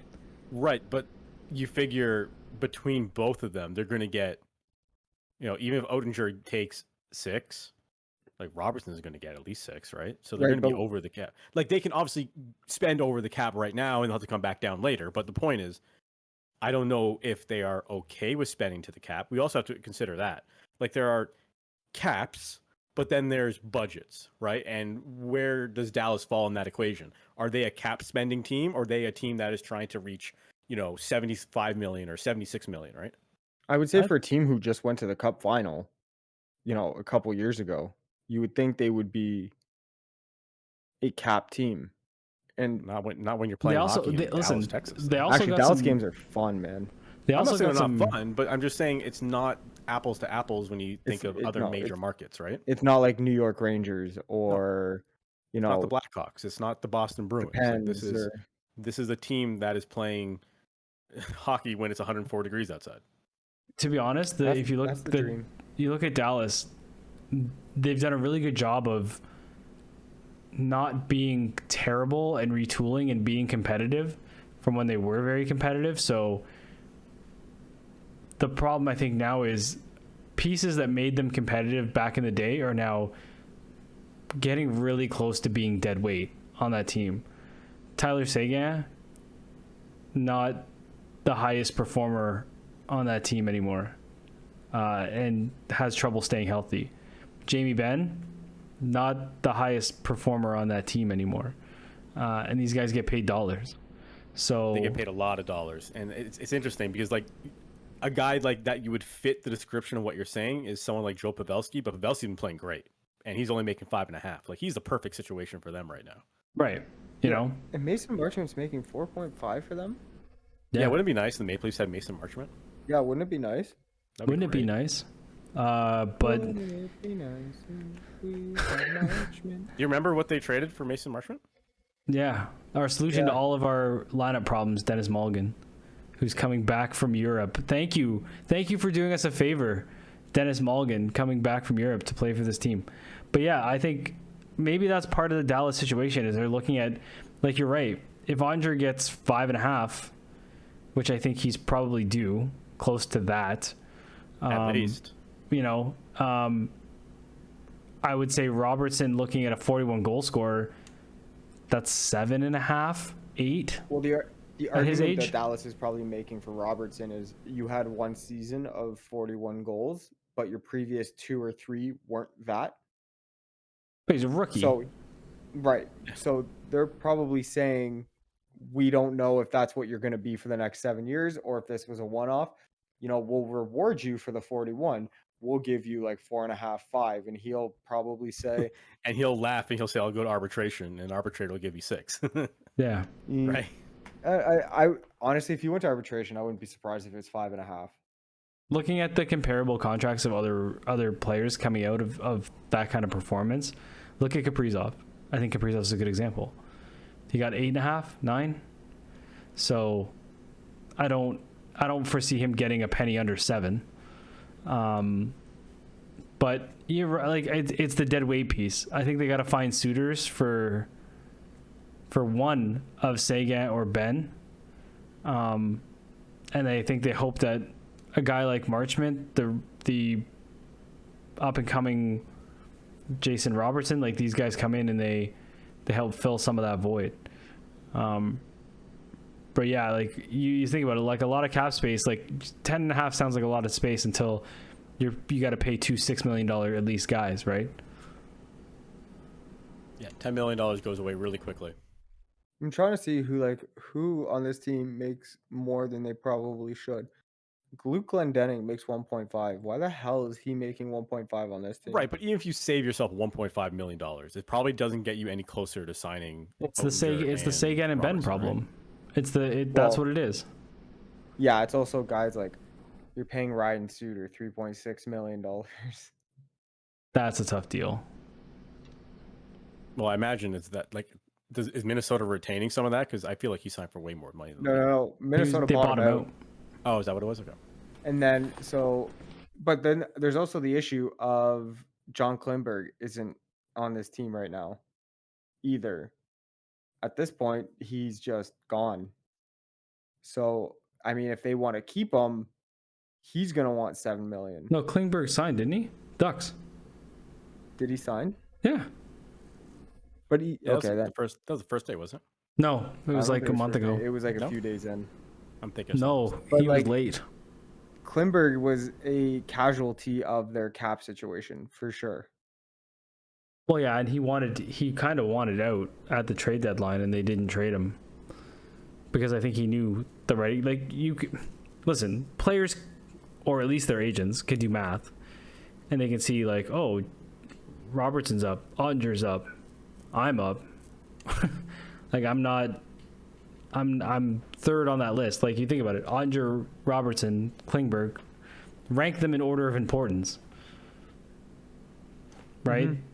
So that guy saw the writing on the wall. But listen, you get rid of one of Sagan or Ben, and I say get rid of like it's terrible. You move one of them, and if I'm looking at teams, I don't even know who would be a fit for those guys. But one of them could definitely go. Toronto could use a guy like Ben. Oh, I would love a Jamie Benn here. Are you kidding me? How much does he make? 9.6. Like 9 and change? Jesus Christ. Yeah, way too much. For how many more years? This year and next year. No, it's like 2 more years.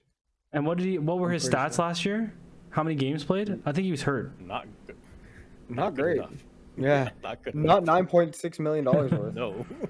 Like you're paying. I'm pulling it up again. I closed it already. Yeah, but you're paying Nylander 6.9 to get more production than Jamie Benn. Granted, Jamie Benn will beat the fuck out of somebody. That's also true. Jamie Benn's a tough motherfucker. Jamie Benn is under contract for 3 more seasons, 9.5 per. Last season, if you're looking at points, he played all 82 games, so he wasn't hurt.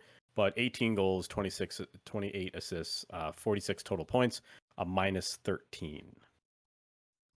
For $9.5 million. For $9.5 million. So all you motherfuckers and what was Sagan? Upset with all you guys who are upset with William Nylander not getting a puck in the corner, okay? Keep these numbers in mind for Jamie Benn, who's making $9.5 million to score 46 points. Yeah, I will, because he'll also run you through the glass. Yeah. He'll run your face into a post. He does have intangibles. For $9.5 million, though. No. He'll go get a puck.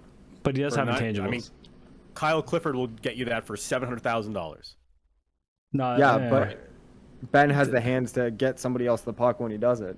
Wayne Simmons will get you that for $900,000. No, Wayne Simmons won't score 20 goals. My point is, if you're just looking for a guy who can run some guy into the glass, you can find that for less than $1 million. Listen, I'll say this: Jamie Benn, without a long time without Tyler Seguin and not having the same kind of resources available to him that he would here, and obviously bringing it back to the Leafs apparently, but not having the same kind of resources that he would have here, guys like Austin Matthews, John Tavares, Mitch Marner, William Nylander. You throw him on that top power play unit in front of the net, I guarantee you that he scores at minimum 12 power play goals. And listen, and he probably puts up 65, 70 points. At this point in time, if you told me that he made the same dollars as Nylander instead of 9.6, I would consider that. Because again, the intangibles of the well-rounded game are like he's a playoff performer. He's going to be the type that wins you playoff games. He will drag guys and a team through a series. Right? Like those are intangibles. But so you're telling me you would, so if you could do, okay, so let's hypothetically say let's hypothetically say the Maple Leafs trade William Nylander, who is making 6.9, and coming the other way is Jamie Benn with 50% retained. So you're not paying 9.5, you're paying 5 4 and whatever. Yes. 4.75. I did that deal tomorrow. To yesterday. So you save $2 million, but you get a guy who's 7 years older who put up 46 points last year, and you're losing William Nylander, who scored 80 points last year. Yeah. William Nylander was a point-a-game player last year for $6.9 million. Yeah, and every time they're a point-a-game player, 7 years older, every time they're a point-a-game player, half a point a game. Sir, when they beat teams 5-1, it doesn't matter if you beat them 4-1 or 5-1. Even 3-1. It doesn't matter. If you're losing two more goals because of Nylander, who gives a fuck? They don't need goals. They don't. They beat teams 6-1. You don't need goals when you beat teams 6-1. You don't need goals when you beat teams 5-1. You need guys with nut sacks. For the same argument we made for the Jays, we're making for the Leafs. Right. And the Jays are the exact same problem as the Leafs. They're top heavy with offense. Unfortunately, the Jays offense doesn't perform either. But they're top heavy with offense. They don't have nut sacks. There's nobody on the team with a set of balls. What does Seguin make? What were Seguin's stats last year? He makes the same. It's 9.8, but yeah. Oh, 9.8. And what was his stats? Whatever. Probably not much. I mean, probably better, but not significantly better. He played 81 games. 81 games. So, 24 goals, 25 assists, 49 points. See, I feel like they were hurt because they were practically non-existent, right? Like that's their feelings were hurt all year. Compared to their contracts, their current performance state does not equate to their contracts. At 50% retained, though, that's a different story. I would take $2 million. I'm not gonna lie. I would do Nylander and a second round pick and maybe somebody, like a mid-level prospect, and maybe another roster player. No, Justin Hall at both of them for 50% retained. You're not getting both. I would do it. I would do that in a heartbeat. Well, of course you would. But yeah, I think would you do Kadri for Nylander at this point straight up? Probably. You're insane. No, I would. How was that insane? What's the? It's the same. It's the same argument. It's exact same player, but better and younger. Yeah. So that's my point. They're in win now mode because of what's gonna. And again, we're off topic here. They're in win now mode because of the contracts and the way they're moving for this team. They need the guys who can get it done now. I can't wait 3 years for William Nylander to find his manhood. I can't wait 3 years for him to hit puberty. Like it's not. There's no time. In 3 years, his contract up in like 2-3 years. They're all gonna get paid astronomically or want astronomical money. So there has to be something. Like, and even when they talk about last week when we talked about Patty Kane and them kicking the tires on Kane, he's the only guy that makes sense going the other way. And Patrick Kane is X how many dollars? 10. Right? And how old? A lot. And how old? Like 33. And what were his stats last year? He wasn't a 100-point guy. I'm going. Give me a second. But yes, I know what you're trying to say. Like, Patrick Kane. They're proven winners. These guys have won. Like, Ben's a gold medalist. Patrick Kane is 10.5 million. 10.5 and he's million. What, 34? How old is he? He's 33. Right. And he scored a ton of points last year. 80? Oh no, more. He scored 26 goals and 66 assists for 92 points in 78 games. Yeah, the assists. And and to be fair, since I said it for everyone else, minus 19. But in his situation, Chicago was horrible. So right. I don't necessarily blame him for that. But like Dallas was a playoff team, and like Seguin and Ben were heavy minuses. So that's concerning. Yeah. Right, but I also think the Leafs are arguably a much better team than the Dallas Stars. I mean, they both are first round exits of the playoffs. Yep. All things being equal, the Stars could have a better goaltender if they get him under contract. They 100% have a better goaltender if they get him under contract. I have the solution. Nylander, first round pick, Nick Robertson, and they can have their pick of one of Matt Murray or whatever for Ottinger's rights, Ben, and Sega 50% retained there. We're all happy. They wanted to swap Robertsons there for a second. Yeah, good luck. No. Send Nick to play with his brother. He'd be happy. I mean, there probably is legs to a deal like that. And, maybe. But I'm going to die on this hill, guys. I don't think Nylander is getting traded at any point. I think he is too valuable to this team based on his contract. Production and contract, yes. yes, point a game player for $6.9 million a year. Those don't exist in the NHL outside William Nylander. I know there's criticisms to him and the way he plays the game, and it's not necessarily the way that we like the game to be played. But I mean, But just remember, points. that also is value externally, right? I have And the we'll J always come game back to on to that. the right of me. Yes, I know it's horrible. No, they're losing 4-0, and they just showed a dugout of all of them joking around and laughing. That shit makes me angry. Yeah, let's move on because he's. I'm gonna put my hand through one of these monitors, and these are expensive, and I don't want to do that. All right, so the final like sports topic of this week was a bit of a serious one. So I don't know if we want to spend too much time on this because obviously there's legal ramifications behind it. But Just call him out for what he is, a piece of shit. It's worth it explaining what happened. So, Matt Araiza, whatever, the punter for the Buffalo Bills, Former punter. was accused. Sorry, what was that? Former. Right, good point. The former punter of the Buffalo Bills, because he was released on Friday, the 27th of August. This is because about a month prior, the Buffalo Bills were alerted by the lawyer of a victim of sexual assault that Matt was accused of being a part of. And the Bills said they're going to do their investigation and then subsequently did nothing. And even up until about a week ago, the Bills had even cut their backup punter. Like they were going with Matt Araiza, whatever. And about 2 days later, after cutting their backup punter, they sent out a tweet saying that they have released Matt Araiza, whatever. Now, there's a couple weird things here. First of all, the Buffalo Bills knew about this, but didn't do anything until like the media found out, which is kind of a dick move, to be honest. NFL in a nutshell. Right. And man, so I'm reading this off the Associated Press, and I'm trying to find like this exact quote here because they have a quote from the lawyer of the victim. Well, first of all, there's also Araiza's lawyer, Carrie Armstrong, said, "I'm sure he's very upset, he being Araiza, and disappointed that his career with the Bills ended not because of he played poorly, but because of false allegations leveled against him by a young lady and her attorney. I hope he gets back in the NFL soon." The victim's lawyer, Dan Gillian,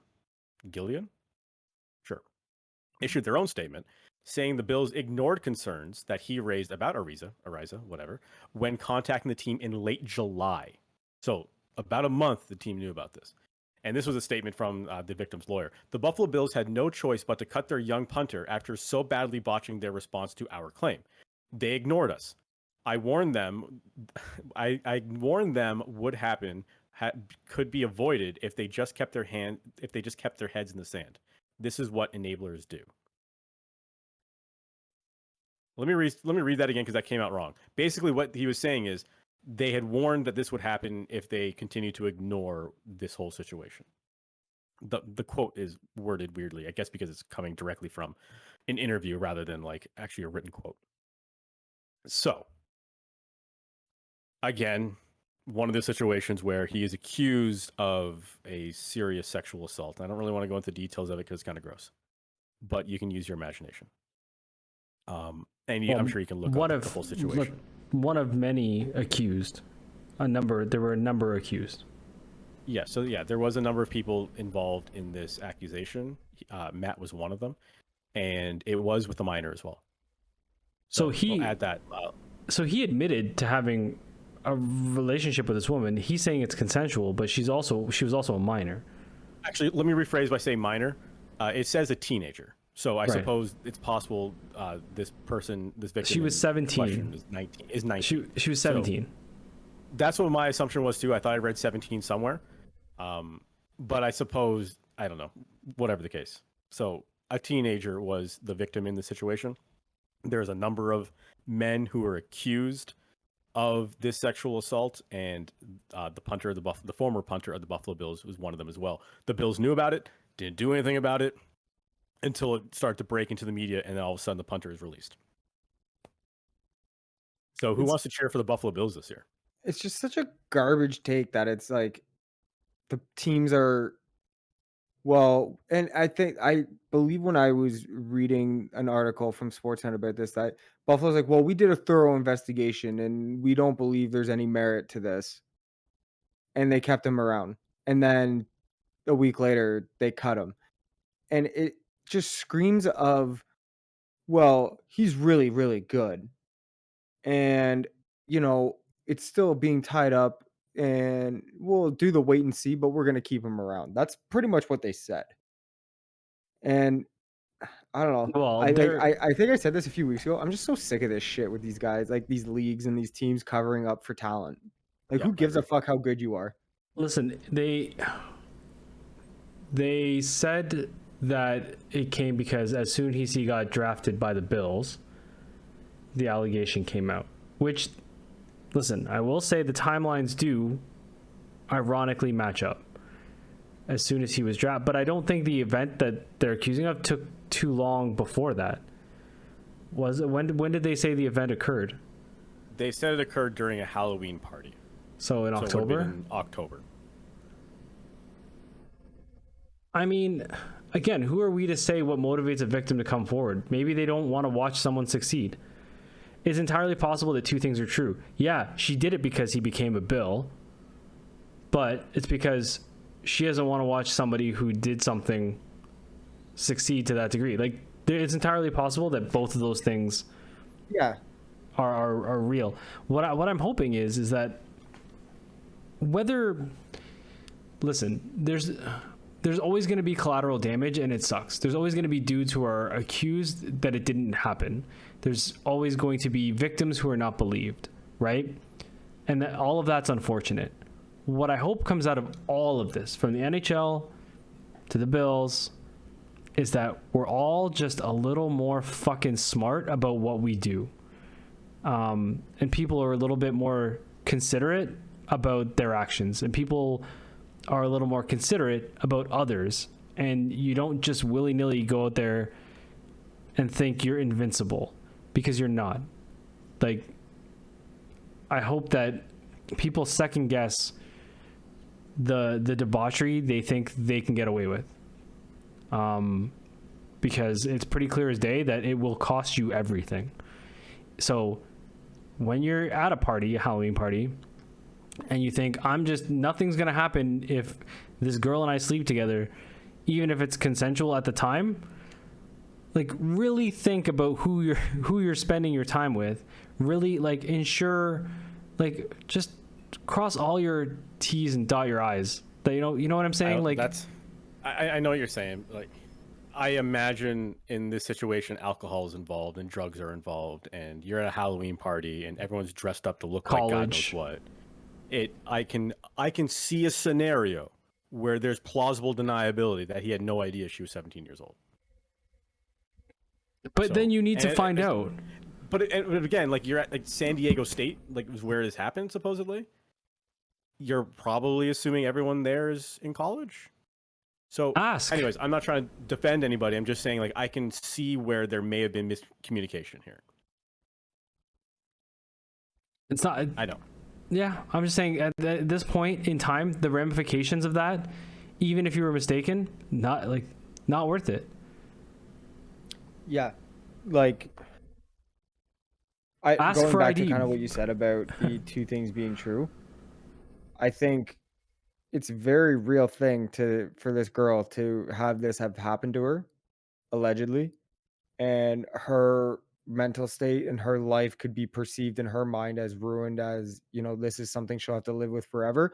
Why does this dude get to go on with his life and be successful with the Buffalo Bills? Do you know what I mean? No, for sure. And that was kind of, I don't know if I talked about this before, but there was that documentary on Evan Rachel Wood on, it might have been HBO.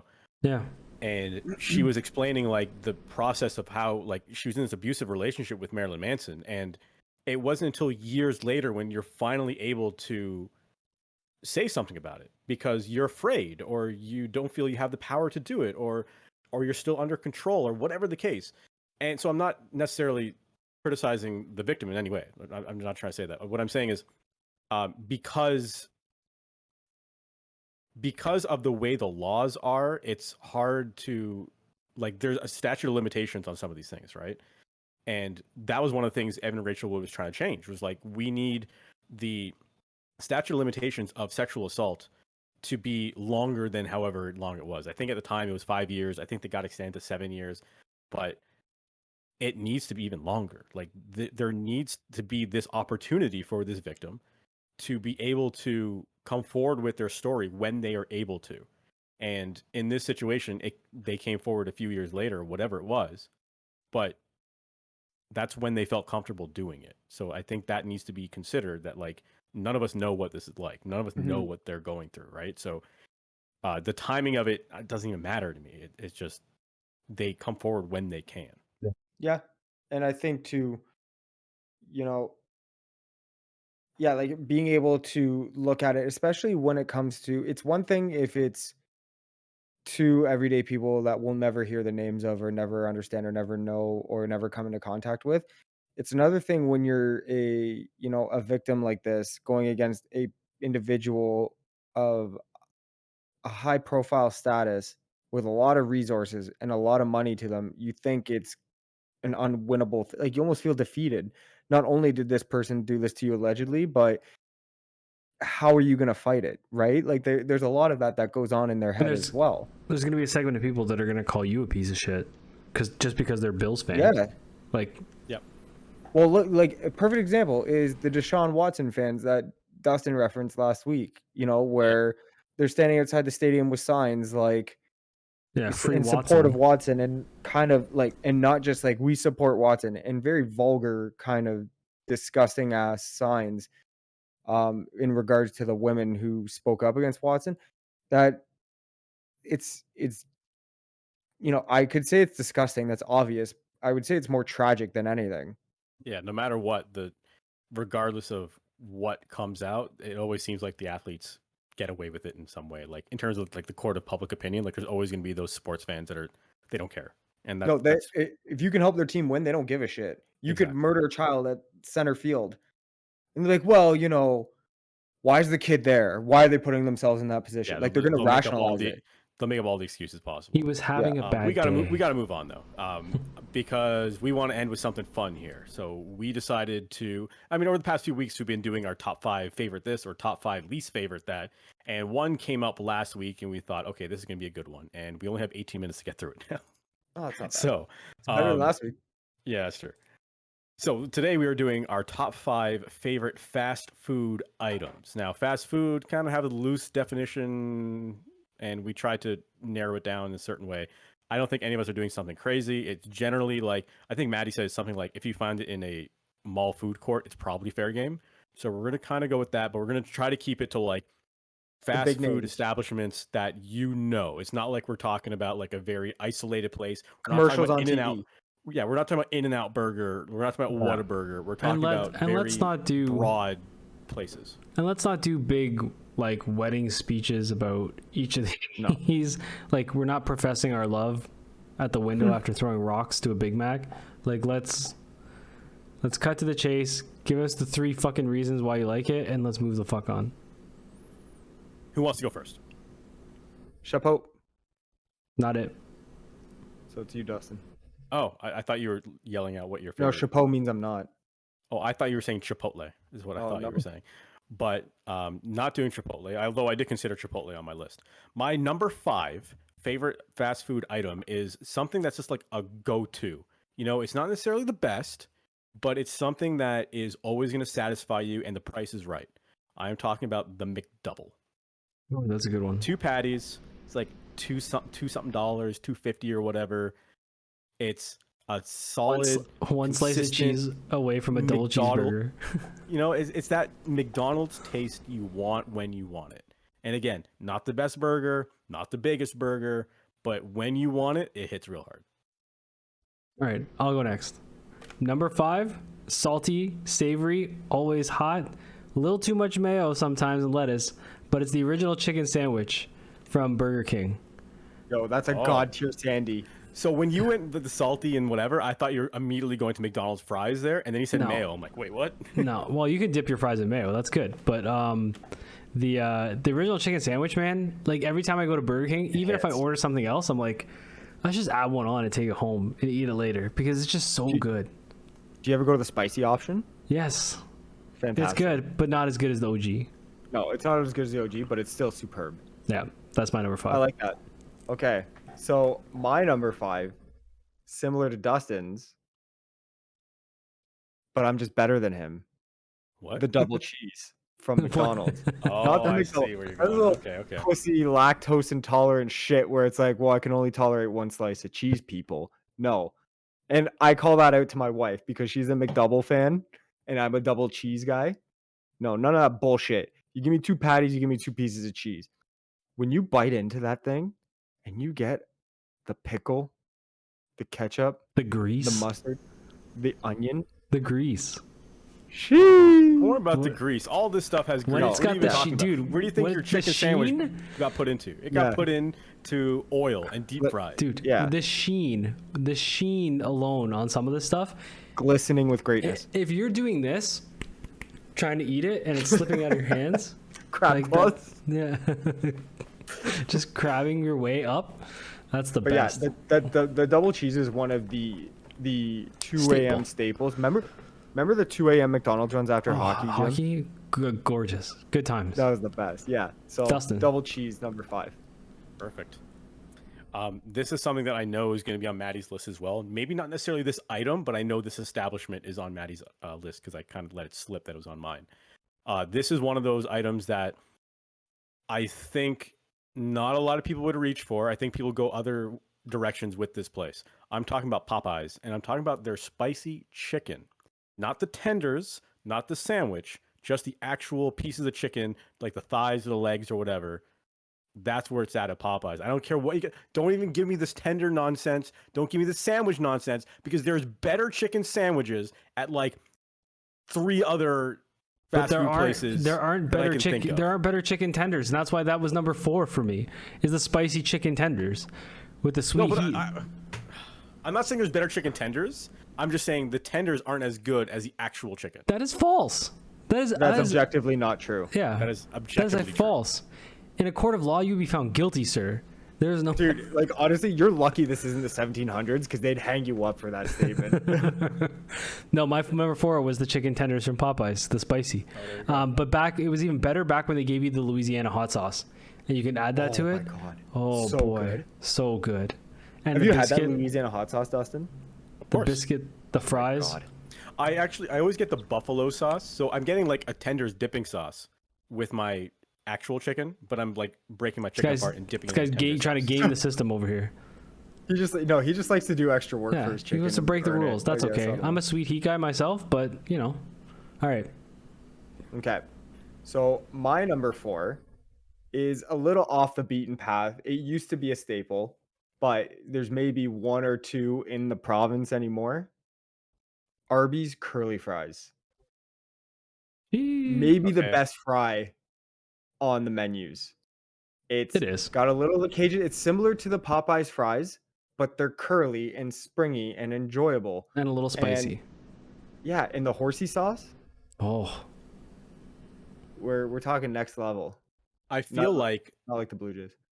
the Simpsons need to be sued by Arby's because since I was a child, I don't think I've ever eaten at Arby's because there's that one episode of Simpsons where I think it's like the land of the children of the flies or whatever. The episode where they're on the island by themselves, Yeah. all the kids, and they're like, "I'm so hungry, I could even eat at Arby's," and they're like, "Whoa, that's really hungry."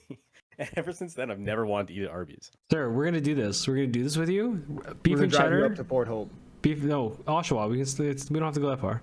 We go beef Okay. and cheddar, curly fries. Let's get it done. It's You know who used to eat a lot of Arby's was Bill Waters. Used to love Arby's. yeah. Yeah, Arby's can is see it. great. When I interned on the Bill Waters show, I used to have to go over to Arby's and get him like 2 roast beef sandwiches. Yeah, I Okay. can see him being an Arby's guy. All right, My ass pays for it later though, but Arby's is fantastic. number The 3. closest Arby's to me, I think, is like Burlington.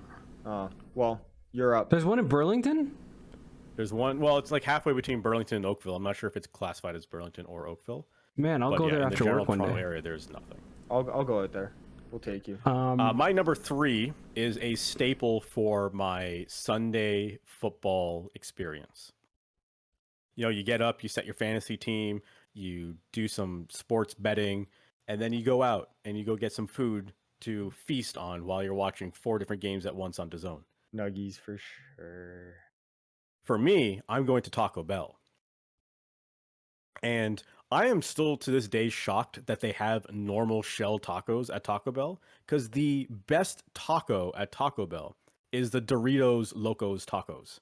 And that is my number 3, the tacos with the Doritos shell, not the Cool Ranch ones. We're talking the normal nacho ones, because Cool Ranch is like super gross. I don't want Yes. Cool Ranch anywhere near me. That's like the worst Dorito chip of all Dorito chips is Cool Ranch. Not all. I was gonna say Sweet Chili Heat's pretty bad, but by far, like Cool Ranch is the worst. Sweet Chili of all Heat of is them. number So, 1. Sweet Chili Heat is not number 1. Number 1, maybe this is the top 5 later. Yeah, top 5 But- chip flavors. Top 5 chip flavors. I'm gonna write that in for next week. But yes, Yeah. Doritos Locos Tacos is my number 3. I like it. My number 3, I'm gonna go with the Whopper, the Burger Good King. heavens, what does it matter? You have 2 Burger King items on this list already. Dude, Burger King's underrated. Burger King is underrated. The Their Whopper fries are is trash, but everything else They are in the menu is trash. great. they are Fries trash. at Burger King. But the charbroiled flavor that comes through in a Whopper is unsurpassed by any. Like Harvey's can't do it the same. It's just it tastes like it came from a barbecue. Flame broiled, char broiled. The Whopper is just it's big enough, but it's not thick. Like yeah, you have the extreme Big Mac or the whatever, the Grand Big Mac. It's too much, man. But the Whopper, Hold on, Whopper avec or sans fromage? avec. Okay, good. Always. So- C'est bon. C'est bon. But it's just it's a nice size. It's simple: tomato, lettuce, mayo, cheese, charbroiled flavor. I mean, glorious Whopper. Whopper Wednesdays. Yes. All right, that Maddie, was- number 3. My number 3, when it works, McDonald's ice cream, and that's in any way. That is either the sundae, When the it works. McFlurry, because the sheer amount of customization you can do with McDonald's ice cream is unreal. Like you can get a sundae, and I can be like, hey, throw some Smarties in that bitch, throw some Oreo at the bottom, put some fudge, and at the top put some caramel, and in the middle put the strawberry, and they'll do it. So are you Bomb. considering a McFlurry a McDonald's ice cream? Yes. Okay. So, and you can put fudge sauce in that as well. You can put the Sure. caramels, the strawberries. Like the sheer amount of customization, it can hit any vibe you're feeling for an ice cream on any given day when it works. And there's a So- drive-through, so you don't have to go to Dairy Queen and. Yeah, Dairy Queen, or get like, as much as I love Baskin Robbins for ice cream, I don't have to get my ass out of the car to get it and then Mhm. stand there and be like, oh, let me try this one. Let me try. No, it's just ready to go. And again, when it works, and I'm happy. So that's my number 3. All right. My number 2. So I have had to alter this one as I've gotten older.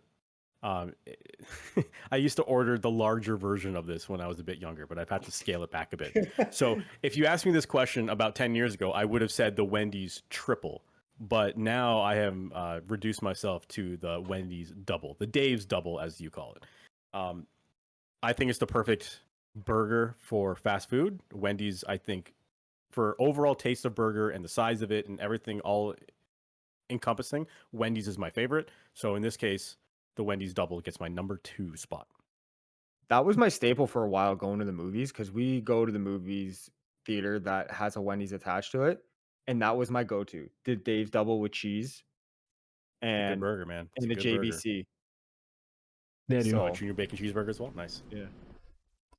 My number 2 is the goat of all accoutrement to any pizza meal, and that is Little Caesars Crazy Bread. Is I knew it. unreal. The most I knew it was gonna be one you or can two. house 3 bags and not even know about it until you're too bloated to get up to go to the bathroom. Like, Your list is the worst, James. no, it's not. It's the best. Man, you got Burger King on here twice and now Little Caesars. We're you talking about had best Crazy fast Bread? food items. When was the last time you had Crazy Bread? We got to move. Ask Brad Myers about Crazy Bread in London. We waited for an hour for our Crazy Bread. Don't. It's the best. They and it literally stinks. open one like a block from Jim and me. Dude. It's bad. And then you try and eat it on the way home, but it stinks up your car. So you got to leave it. Remember You when gotta Maddie, leave it. Maddie, you're number 2, and Blue Jays just tied it up. It's 4-4. Oh, still fuck this team. Okay. So my number 2, same establishment Oh as no. Dustin previously mentioned. Oh, okay. I thought you were going to say Little Caesars. I'm like, what else? No, previously mentioned by Dustin, but the best thing they have on their menu, and you can either go spicy or non-spicy, the Popeyes Chicky Sandy. There you go. That was- is the number 2. I was on my typing list. the Wendy's chicken sandwich at this point. It's spicy, there's- though. The Wendy's spicy Chicky Sandy is very good, but the Popeyes Chicky Sandy is the god of all. Like the other ones are like minor deities to Popeyes one true god chicken sandwich. Right.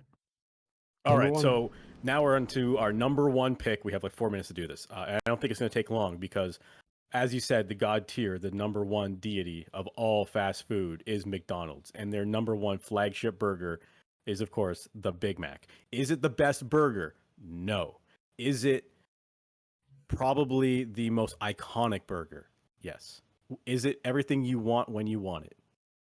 Yeah, hell yeah, it is. So that's why McDonald's, just because it's classic and it's exactly what you want when you want it, you can't ever go wrong getting a Big Mac. That's why Big Mac is my number 1. Dude, I'm going off the beaten path here because we're talking about favorites. We're talking about favorites, not necessarily classics. So mine is the butter chicken poutine from New York Fries. It is so good.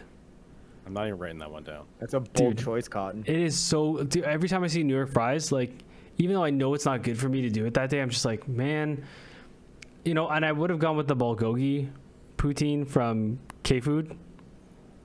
Oh, but but that's not a fast food. It's not really a fast food place, but the butter chicken poutine is just, dude, it's so good. Like, it makes so much sense. And have you ever tried it? Has anyone here tried it? No. So good. So good. Not a butter. Number All right, one. Maddie, take us home.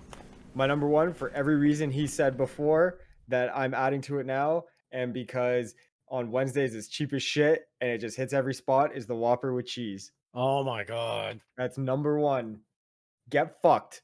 I can't believe I work with you guys with your Burger King list. This is No, just... man. Because like it just like I said, it's you eat it. It's the charbroil. It's the perfect balance. The mayo that they use, everything. It's perfection in a fast food burger. So this is why I wanted to rank fast food establishments, and maybe we'll do that on another That'll be the episode. next one. But if we were, Burger King would not be in my top 5, It's because you're an uncultured swine. perhaps. But we will have to wait until perhaps next week, perhaps the week after that, to determine what the best fast food establishment is after we've now just established what our favorite fast food items are. But that is going to do it for us this week on 43.6. This was episode 20 of 43.6. Thank you very much for subscribing and doing all those wonderful things. We really appreciate it. We thank you for joining us, and we will see you next week.